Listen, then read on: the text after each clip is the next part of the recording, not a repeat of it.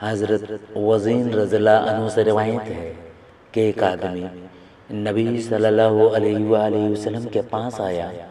اس نے عرض کیا، اے اللہ کے رسول، ہم جہالت والے اور بتوں کے پجاری تھے، ہم اولاد کو قتل کرتے تھے، اور میری ایک بیٹی تھی۔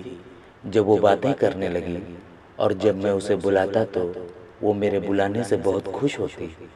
میں نے اسے ایک دن بلایا تو وہ میرے پیچھے چلی آئی۔ میں چلنے لگا حتیٰ کہ ایک کنویں کے پاس آیا جو میرے گھر سے دور نہ تھا۔ میں نے اس کے ہاتھ کو پکڑا اور اسے کنویں میں گرا دیا۔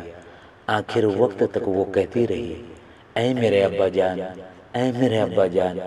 رسول اللہ صلی اللہ علیہ وآلہ وسلم رونے لگے حتیٰ کہ آپ کی آنکھوں سے آنسو بہنے لگے۔ اس آدمی سے نبی کریم صلی اللہ علیہ وآلہ وسلم کے ساتھیوں میں سے ایک نے اس آدمی سے کہا، تو نے رسول اللہ صلی اللہ علیہ وآلہ وسلم کو غمگین کر دیا ہے۔ آپ نے اس شخص سے فرمایا، ٹھہرو، یہ آدمی اس چیز کے متعلق سوال کرتا ہے جس کے بارے میں بہت فکر مند ہے۔ پھر آپ نے اس سے فرمایا، میرے پاس اپنی بات کو دہراؤ۔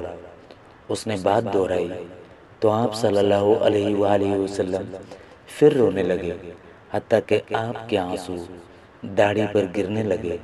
پھر آپ صلی اللہ علیہ وآلہ وسلم نے اس سے فرمایا، تحقیق اللہ نے جہالت کے تمام کاموں کو معاف کر دیا ہے، اس لیے اب تو نئے سرے سے عمل شروع کر۔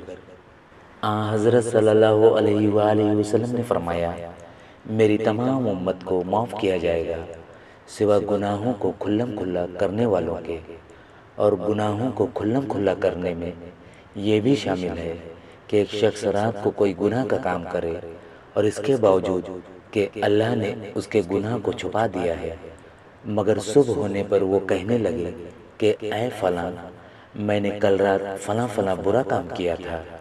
رات گزر گئی تھی اور اس کے رب نے اس کا گناہ چھپائے رکھا، لیکن جب صبح ہوئی تو وہ خود اللہ کے پردے کو کھولنے لگا۔